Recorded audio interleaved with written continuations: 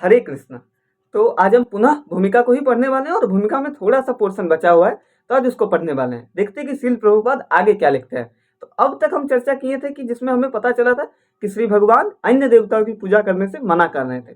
इसका अर्थ ये नहीं है कि हम अन्य देवताओं का पूजा ही ना करें। इसके बारे में व्याख्या आपको श्रीमद् भगवद गीता में आगे मिलेंगी कि आपको अन्य देवताओं की भी पूजा करनी चाहिए कुछ कुछ विशेष कारणों के लिए, जो कि आज अभी भी कलयुग में भी चलता रहा है। तो अब देखते हैं, जैसे कि आप लोग स्क्रीन में देख रहे हैं, आपको दिख रहा होगा कि अब इसके पश्चात भूमिका में क्या है। ये सारे इंपॉर्टेंट श्लोकों का तात्पर्य हम पहला लेक्चर या पहला वीडियो में ही समझ चुके हैं। अब आप देख सकते हैं यहाँ पर लिखेंगे, परंतु भगवान कृष्ण ऐसे थे कि उन्होंने अपने पिता नंद महाराज को भी इंद्रदेव की पूजा करने से निरुत्साहित किया था, क्योंकि वो इस तथ्य को प्रतिष्ठित करना चाहते थे कि लोगों को किसी भी देवता की पूजा करने की आवश्यकता नहीं है, उन्हें एकमात्र परमेश्वर की पूजा करनी चाहिए, क्योंकि उनका चरम लक्ष्य भगवत धाम को जाना है। तो आगे भगवत गीता में ही भगवान श्री कृष्ण अपने धाम का वर्णन करते हैं। देखिए यहाँ पर हमें थोड़ा थोड़ा श्रीमद् भगवत गीता का सार मिल रहा है कि आगे लिखते हैं अपने धाम के बारे में कि न तद भासयते सूर्यो न ससाको न पावकः यद गत्वा न निवर्तन्ते तद धामम परमम मम। अर्थात कि मेरा जो परम धाम है उसमें न सूर्य है, न सूर्यो, न ससाको, न चंद्रमा है, ना ही कोई पावक मतलब बिजली है। मतलब मेरा जो धाम है वो ना सूर्य से, ना चंद्रमा से, ना ही अग्नि से या ना ही बिजली से प्रकाशित होता है। जो लोग वहां पहुंच जाते हैं वो भौतिक जगत में फिर कभी नहीं लौटते। मतलब अगर कोई भगवान कृष्ण के धाम पहुंच जाता है तो उन्हें भौतिक जगत में लौटने की आवश्यकता नहीं है। यही हम लोग जानेंगे श्रीमद् भगवद गीता में कि कैसे हम भगवत धाम को वापस जा सकते हैं और हम इस धाम में, इस मृत्युलोक में कैसे उनके आदेशों का पालन कर सकते हैं। आगे लिखते हैं प्रभुपाद जी की यह श्लोक उस नित्य आकाश परम धाम का वर्णन प्रस्तुत करता है। मतलब परम धाम का ये श्लोक वर्णन प्रस्तुत करता है। निस्संदेह हमें आकाश की भौतिक धारणा है और हमें सूर्य, चंद्र, तारे आदि के संबंध में सोचते हैं, किंतु इस श्लोक में भगवान बताते हैं कि नित्य आकाश में सूर्य, चंद्र, अग्नि या बिजली किसी की आवश्यकता नहीं है। अर्थात जो नित्य आकाश है, जो सर्वदा रहेगा, नित्य मतलब जो सर्वदा रहेगा, उसमें न सूर्य की आवश्यकता है, न चंद्र की आवश्यकता है, न आकाश की आवश्यकता, मतलब न प्रकाश की आवश्यकता है। उसमें एक दिव्य अलौकिक प्रकाश रहता है। देखिए यहाँ लिखा है, क्योंकि वो परमेश्वर से निकलने वाली ब्रह्म ज्योति द्वारा प्रकाशित है। हम अन्य लोकों तक पहुंचने का कठिन प्रयास कर रहे हैं, लेकिन परमेश्वर को धाम को जाना कठिन नहीं है। अब यहाँ पर प्रभुपाद जी ये भी लिखते हैं कि अन्य लोकों को जाना तो कठिन है, लेकिन भगवान के धाम तक पहुंचना कठिन नहीं है। यह धाम गोलोक कहा जाता है। आप लोग सुने ही होंगे कि भगवान कृष्ण के धाम को गोलोक धाम कहते हैं। ब्रह्म संगीता में इसका अति सुंदर वर्णन मिलता है। अब गोलोक धाम का वर्णन मिलता है आपको ब्रह्म संगीता में, जहाँ लिखा है गोलोक एव निवसत्य खिलात्म भूतः। भगवान अपने धाम गोलोक में नित्य वास करते हैं। गोलोक एव निवसत्य खिलात्म भूतः, अर्थात भगवान अपने धाम में नित्य वास करते हैं और फिर भी इस लोक में उन तक पहुंचा जा सकता है। और भगवान उस लोक में रहते हैं, तो फिर आपके मन में यह प्रश्न हो सकता है, तो फिर इस लोक में भगवान कैसे आ सकते हैं? तो भगवान है, भगवान हर लोक में रहते हैं और ऐसा करने के लिए वो अपने सच्चिदानंद विग्रह रूप को व्यक्त करते हैं, जो उनका असली रूप है। और ऐसा करने के लिए वो अपना असली रूप को व्यक्त करते हैं, जिससे वो इस जगह पे भी है, उस जगह पे भी है, हर जगह पे है। जब वो इस रूप से प्रकट करते हैं तो हम इसकी कल्पना करते हैं, करने की आवश्यकता नहीं रह जाती कि उनका रूप कैसा है। ऐसे चिंतन को निरुत्साहित करने के लिए वो अवतार लेते हैं। अब अगर हम सोचे कि भगवान का रूप कैसा है, तो यही रूप और यही क्वेश्चन को सॉल्व करने के लिए भगवान अवतरित होते हैं और अपने श्याम सुंदर स्वरूप को प्रदर्शित करते हैं। और अवतरित कैसे होते हैं भगवान?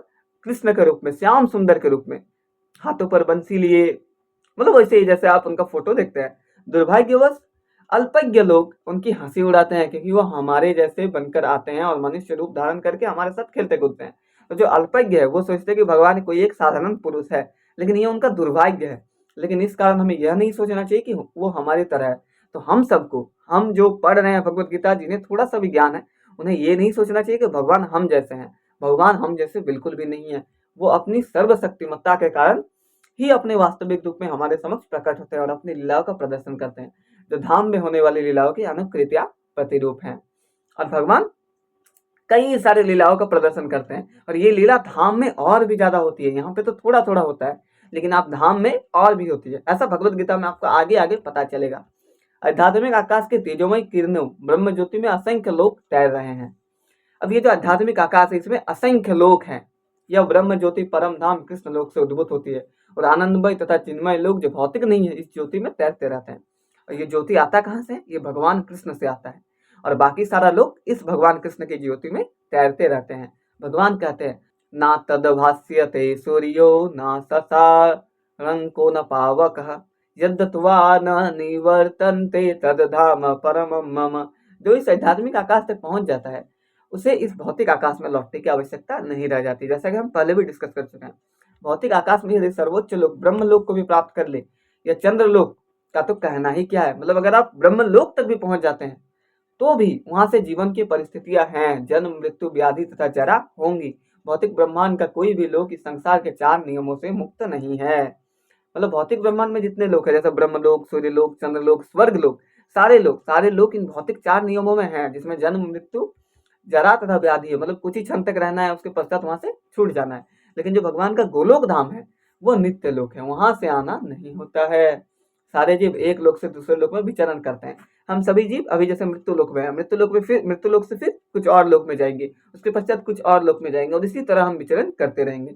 किंतु ऐसा नहीं है कि हम यांत्रिक व्यवस्था करके जिस लोक में जाना चाहते हैं तो उसकी विधि होती है। मतलब ऐसा नहीं कि हम अपनी इच्छा अनुसार जा सकते हैं, ये नहीं हो सकता। देखिए इसका भी उल्लेख हुआ है कि यान्ति देव व्रत देवानी पुत्रियांति पितव्रता। यदि हम एक लोक से दूसरे लोक में विचरण करना चाहते हैं तो उसके लिए कोई यांत्रिक व्यवस्था की आवश्यकता नहीं है। गीता का उपदेश है यान्ति देव व्रता देवान। चंद्र सूर्य तथा उच्चतर लोक स्वर्ग लोक कहलाते हैं। अब जो चंद्र है, चंद्र लोक है, सूर्य लोक है या और भी उससे भी ऊंचे लोक है, ये सब को मिला करके स्वर्ग लोक कहते हैं। लोकों के 3 विभिन्न स्थितियां हैं, उच्चतर, मध्य तथा निम्नतर लोक। अब यहाँ पर प्रभुपाद जी 3 लोकों के बारे में, मतलब लोकों के 3 स्थितियां के बारे में कहते हैं। एक होता है उच्चतर, एक होता है मध्य और एक होता है निम्नतर। पृथ्वी मध्य लोक में आती है और हम जहाँ हैं वो है मध्य लोक। भगवत गीता बताती है कि किस प्रकार अति सरल सूत्र यान्ति देव व्रता देवान द्वारा उच्चतर लोक यानी देवलोक तक जाया जा सकता है। मनुष्य को केवल उस लोक के विशेष देवता की पूजा करने की आवश्यकता है। देखिए यान्ति देवव्रता देवान मतलब जो देवता उस लोक में है उस देवता का अगर आप पूजा करते हैं तो आप उस लोक में पहुंच सकते हैं। देखिए इस तरह चंद्रमा, सूर्य तथा अन्य किसी भी उच्चतर लोक में जाया जा सकता है।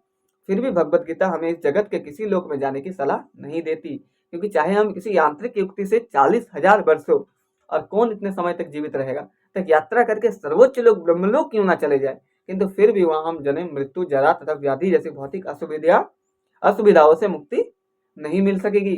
तो भगवान हमें उन लोगों में भी जाने से मना कर रहे हैं, क्योंकि अगर हम उन लोगों में जाना चाहेंगे तो हमें 40,000 वर्षों तक जाना पड़ेगा, 40,000 वर्षों तक सफर करना पड़ेगा। और अभी के जमाने में उतने वर्ष तक तो कोई जीवित ही नहीं रहता है कलयुग में। लेकिन फिर भी अगर कोई पहुंच जाता है तो वहां पे ये 4 चीजें हैं, जन्म मृत्यु जरा तथा व्याधि। जन्म का मतलब तो पता ही है, मृत्यु का मतलब भी पता है, जरा मतलब बीमारी जो कष्ट होता है, और व्याधि मतलब खत्म होना, खत्म होगा आपका, चेंजेस होगा, ये सब होते रहेगा, शरीर बदलेगा। तो ये असुविधा आपको सारे लोक में मिलेगा। लेकिन जो परम लोक है, कृष्ण लोक है या आध्यात्मिक आकाश के किसी भी अन्य लोक में पहुंचना चाहते हैं उसे वहां की असुविधाएं नहीं होंगी। मतलब अगर आप कृष्ण लोक जाना चाहते हैं तो ये सब आपको नहीं सहना पड़ेगा। आध्यात्मिक आकाश में जितने भी लोक हैं उनमें गोलोक वृंदावन नामक लोक सर्वश्रेष्ठ है।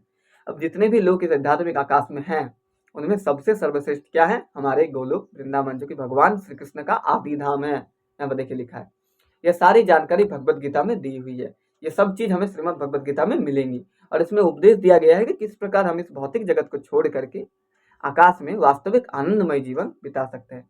भगवत गीता के 15वें अध्याय में भौतिक जगत की जीता जागता चित्रण हुआ है। देखिए भगवत गीता के 15वें अध्याय में है, ऊर्ध्व मूल्य मध शाखमस्रवतथम प्राहुरवयम छंदामसि यस्य पूर्णानि यस्तम वेद स वेदवित। यहाँ पर ये श्लोक है और इस श्लोक से हमें भगवान के धाम मतलब हमारे भौतिक लोक का वर्णन हुआ है। क्या है? यहाँ पर भौतिक जगत का वर्णन वृक्ष के रूप में हुआ है जिसकी जड़ें ऊर्ध्वमुखी हैं और शाखाएं अधोमुखी। मतलब एक ऐसा वृक्ष जिसकी जड़ें ऊपर हैं और शाखाएं नीचे। हम ऐसे वृक्ष का अनुभव है जिसकी जड़ें ऊर्ध्वमुखी हो। यदि कोई नदी या जलाशय के किनारे खड़ा होकर जल में वृक्षों का प्रतिबिंब देखे तो उसे सारे वृक्ष उल्टे दिखेंगे, शाखाएं नीचे की ओर, जड़ें ऊपर की ओर दिखेंगी। इसी प्रकार यह भौतिक जगत भी आध्यात्मिक जगत का प्रतिबिंब है। तो ये जो भौतिक जगत है, प्रभुपाद जी कहते हैं और भगवत गीता में भी इसका वर्णन है कि ये जो भौतिक जगत है आध्यात्मिक जगत का केवल प्रतिबिंब मात्र है। यह जगत का वास्तविकता या सार नहीं होता, लेकिन प्रतिबिंब से हमें ये समझ लेते हैं कि वस्तु तथा वास्तविकता है। लेकिन यही प्रतिबिंब हमें रियलिटी लगती है। इसी प्रकार यद्यपि मरुस्थल में जल नहीं होता, लेकिन मृग मरीचिका बताती है कि जल जैसी कई वस्तु है। तो भौतिक जगत में ना तो जल है ना सुख है, लेकिन आध्यात्मिक जगत में वास्तविक सुख रूपी असल जल है। अब कहने का उद्देश्य ये नहीं है कि भौतिक जगत में जल नहीं है, जल तो है, लेकिन वो जो एक्चुअल जल होता है जिसके तलाश में हम हैं वो नहीं है, और ना ही इसमें सुख है, क्योंकि हम पहले ही सुने होंगे यहाँ लिखा है शाश्वतम दुखालयम, कि ये इसमें दुख है, मतलब इस जो मृत्यु लोक है इसमें सिर्फ दुख ही भोगने के लिए हम आए हैं। भगवत गीता में भगवान ने सुझाव दिया है कि हम निम्नलिखित प्रकार से आध्यात्मिक जगत की प्राप्ति कर सकते हैं। अब इसका अर्थ ये नहीं कि हम दुख ही भोगेंगे तो फिर कैसे चलेगा, मतलब सुख भी है, लेकिन अगर आप भगवान के शरण में जाते हैं तो ही आपको असली सुख मिलता है। आगे देखिए, भगवत गीता में कहते हैं कि किस प्रकार हम उस आध्यात्मिक जगत तक पहुंच सकते हैं। देखिए आप भगवान लिखते हैं, मतलब कहते हैं कि निर्माण मोहाजित सड़ंग दोषा अध्यात्म नित्या विनिवृत्त काम द्वंद्वेन्द्र विमुक्ता सुख दुख संज्ञे गच्छन्त यमूढ़ः पदमं व्ययम तत। अर्थात कि सनातन राज्य धाम को वही प्राप्त है जो निर्माण मोहा, निर्माण मोहा का मतलब कि हम उपाधियों के पीछे पड़े रहते हैं। कोई महाशय बनना चाहता है, कोई प्रभु बनना चाहता है, कोई राष्ट्रपति बनना चाहता है, कोई राजा बनना चाहता है, कोई धनवान बनना चाहता है, परंतु जब तक हम इन उपाधियों से चिपके रहते हैं तब तक हम शरीर के प्रति आसक्त बने रहते हैं। अब जब तक आप राजा हैं, कोई पद है, आपको उस पद का अहंकार है, तब तक आप शरीर के प्रति आसक्ति, मतलब आसक्ति आपका बना हुआ है, तब तक आप शरीर से चिपके हुए हैं, क्योंकि ये उपाधियां शरीर से संबंधित होती है। लेकिन हम शरीर हैं ही नहीं, और इसकी अनुभूति होना ही आत्म साक्षात्कार की प्रथम अवस्था है। अगर आपको अनुभूति हो जाए कि आप शरीर नहीं है, आप आत्मा है, ये शरीर रूपी बस आपको एक मशीन, एक ईंधन मिला हुआ है, एक मशीन मिला हुआ है जिसे आपको यूज करना है, कुछ क्षण बाद ये मशीन, ये शरीर खत्म होने वाला है। हम प्रकृति के 3 गुणों से जुड़े हुए हैं, किंतु भगवत भक्तिमय सेवा द्वारा हम इनसे छूटना होगा। अब ये जो प्रकृति के 3 गुण हैं जिसका बात हम लोग कल किए थे, क्या क्या गुण था, सतोगुण, रजोगुण और तमोगुण, ये 3 गुणों से हमें छूटना होगा। तो इससे हम छूटेंगे कैसे, देखिए कहते हैं यदि हम भगवत भक्तिमय सेवा के प्रति आसक्त नहीं होते तो प्रकृति के गुणों से छूट पाना दुष्कर है। मतलब अगर हम भगवत भक्तिमय सेवा से प्रति अगर आसक्त नहीं है, मतलब अगर प्रभु की भक्ति नहीं करेंगे, तो इन प्रकृति के माया से, इन प्रकृति के चंगुल से छूट पाना बहुत ही कठिन है। उपाधियां तथा आसक्तियां हमारी काम वासना तथा इच्छा अर्थात प्रकृति पर प्रभुत्व जताने की चाह के कारण है। और ये उपाधियां हैं क्यों, क्योंकि हम इस प्रकृति पर प्रभुत्व जताना चाहते हैं। जब तक हम प्रकृति पर प्रभुत्व जताने की प्रवृत्ति को नहीं त्यागते, तब तक भगवान के धाम को वापस जाने की कोई संभावना नहीं है। अर्थात जब तक हम इस भौतिक जगत में किसी ऊपर वाले पद तक पहुंचने की लोभ को ना त्यागे कि मैं ये बनना चाहता हूँ, मैं वो बनना चाहता हूँ, तब तक आप भगवान के धाम तक तो पहुंच ही नहीं सकते। इस नित्य अविनाशी धाम को वही प्राप्त हो सकता है जो झूठे भौतिक भोगों के आकर्षणों द्वारा मोहग्रस्त नहीं होता, तो भगवान की सेवा में स्थित रहता है। ऐसा व्यक्ति सहज ही परम धाम को प्राप्त होता है, जो इस भौतिक जीवन में ऊपर उपलब्धि को हासिल करना नहीं चाहता है, जो केवल और केवल जिसका एक ही लक्ष्य है वह है भगवान की सेवा करना, वही भगवत धाम तक जा सकता है। ये बहुत ही पावरफुल चीज है, और इसको समझने के लिए आपको श्रीमद् भगवत गीता को पूरी तरह से जानना होगा। उसके पश्चात धीरे धीरे आपको समझ में आएगा कि आप किस प्रकार इन उपलब्धियों से डिअटैच हो सकते हैं। अब गीता में अन्यत्र कहा गया है कि अव्यक्तो अक्षर इत्युक्त सतमाहुः परमां गतिं यम प्राप्य न निवर्तन्ते तदधाम परमं मम। अव्यक्त का अर्थ है अप्रकट, हमारे समक्ष सारा भौतिक जगत तक प्रकट नहीं है। अब हमारे सामने पूरा भौतिक जगत नहीं प्रकट है, हमारी इंद्रिया इतनी अपूर्ण है कि हम इस ब्रह्मांड के सारे नक्षत्रों को भी नहीं देख पाते। वैदिक साहित्य से हमें सभी लोगों के विषय में प्रचुर जानकारी प्राप्त है। अब वैदिक साहित्य में हमें सभी लोगों के बारे में जानकारी है, उस पर विश्वास करना या ना करना हमारे ऊपर निर्भर करता है। अब हम में से बहुत कोई तो उस पर विश्वास भी नहीं करता है। वैदिक ग्रंथों में विशेषतः श्रीमद् भागवत में सभी महत्वपूर्ण लोगों का वर्णन है। अब श्रीमद् भागवत में सभी महत्वपूर्ण लोगों का वर्णन है, ऐसा प्रभुपाद जी लिखते हैं। इस भौतिक आकाश से परे आध्यात्मिक जगत है जो अव्यक्त या प्रकट कहलाता है। व्यक्ति को भगवत धाम की ही कामना तथा लालसा करनी चाहिए, क्योंकि जब उसको उस धाम की प्राप्ति हो जाती है तो उसको यहाँ फिर वापस नहीं लौटना पड़ता। इसके बाद प्रश्न पूछा जा सकता है, अब प्रभुपाद जी प्रश्न को भी ले रहे हैं कि उस भगवत धाम तक कैसे पहुंचा जाता है। अब कैसे हम उस गोलोक धाम तक, उस भगवत धाम तक पहुंचे। अब इसकी सूचना भी भगवत गीता में ही मिली है, जिसकी 8वें अध्याय में कि अंत काले च मामेव स्मरण मुक्त्वा कलेवरम यह प्रयाति समदभावम याति ना त्रयंत्र संशय। मतलब जो अंत काले च मामेव, मतलब जो अंत काल में मेरा स्मरण करता है, स्मरण मुक्त्वा कलेवरम, जो केवल मेरा ही स्मरण करता है, वही मेरे धाम तक पहुंच सकता है, अन्य किसी से नहीं पहुंचा जा सकता है।